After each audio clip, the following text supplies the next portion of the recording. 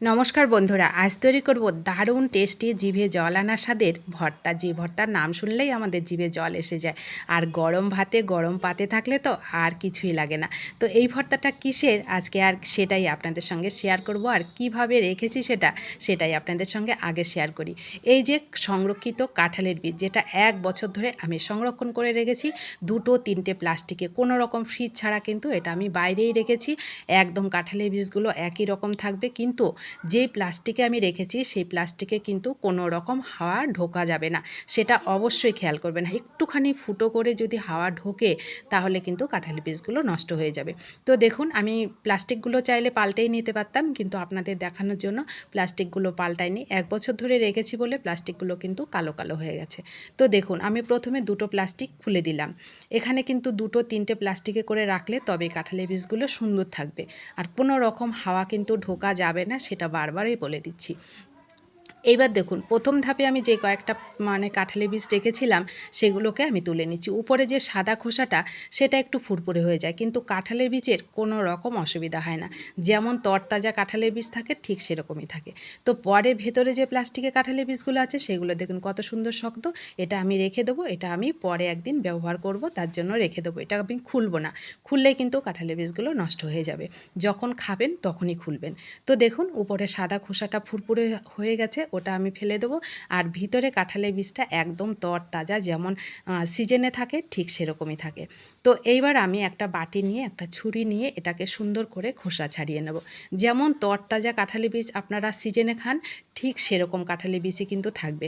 আবারও বলছি, যাদের ফ্রিজ নেই তারা 2-3টে প্লাস্টিকের মধ্যে সুন্দর করে রাখবেন, কোনো রকম যেন হাওয়া না ঢোকে সেটা অবশ্যই খেয়াল করবেন। যখন খাবেন তখনই ব্যবহার খুলবেন। তার আগে কিন্তু খোলা যাবে না, খুললেই কিন্তু এটা একদম খারাপ হয়ে যাবে। তো দেখুন, আমি 1 বছর আগে রেখেছি, এটাকে সুন্দর করে রেখেছি। একদম দেখুন তরতাজা কাঁঠালের বীজ আমার রেডি। আমি এটাকে ভালো করে ধুয়ে এবার, যেহেতু গোটা গোটা সেদ্ধ করব, তার জন্য প্রেশার কুকারে 2টো সিটি দিয়ে দেবো। সামান্য একটু লবণ দিলাম। এবার প্রেশার কুকারে এটাকে 2টো সিটি দেবো। এদিকে এটা সেদ্ধ হতে হতে আমি এখানে কিছু মশলা রেডি করব। সেটা হচ্ছে, প্রথমে শুকনো লঙ্কাটাকে আমি একটু তেল দিয়ে এটাকে সুন্দর করে ভেজে নেব। শুকনো লঙ্কা ছাড়া কিন্তু কাঁঠাল বীজের ভর্তাটা ঠিক জমে না। তো দেখুন, আমি এই যে প্রথমে লঙ্কাটাকে ভেজে নিলাম।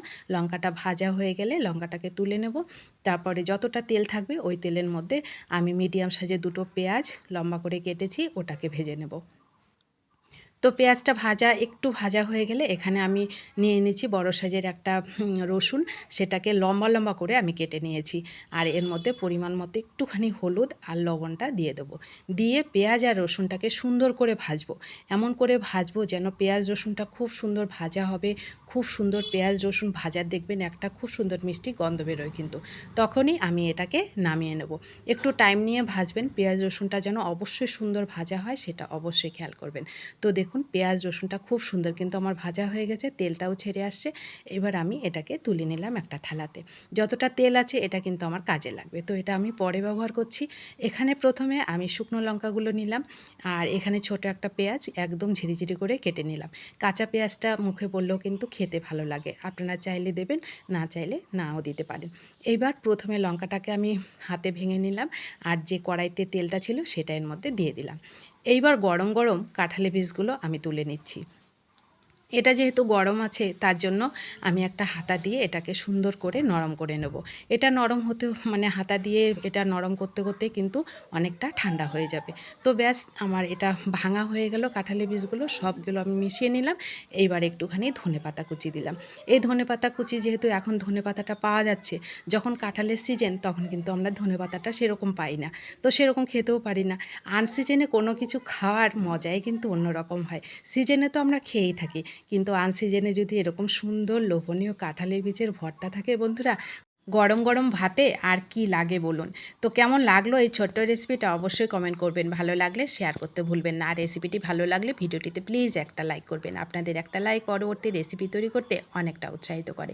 তো যারা পাশে আছেন, আমাকে সাপোর্ট করছেন, তাদেরকে আমার অসংখ্য অসংখ্য ধন্যবাদ ও ভালোবাসা। নতুন বন্ধু হলে চ্যানেলটা প্লিজ সাবস্ক্রাইব করে আমার পাশে থাকবেন। এই ছোট্ট ছোট্ট সহজ রেসিপিগুলো পাওয়ার জন্য পাশে থাকা বেল আইকনটাও কিন্তু প্রেস করে রাখতে পারেন। তো দেখা হবে নতুন কোনো রেসিপিতে, ততক্ষণ অবশ্যই সকলে ভালো থাকবেন, সুস্থ থাকবেন। ধন্যবাদ।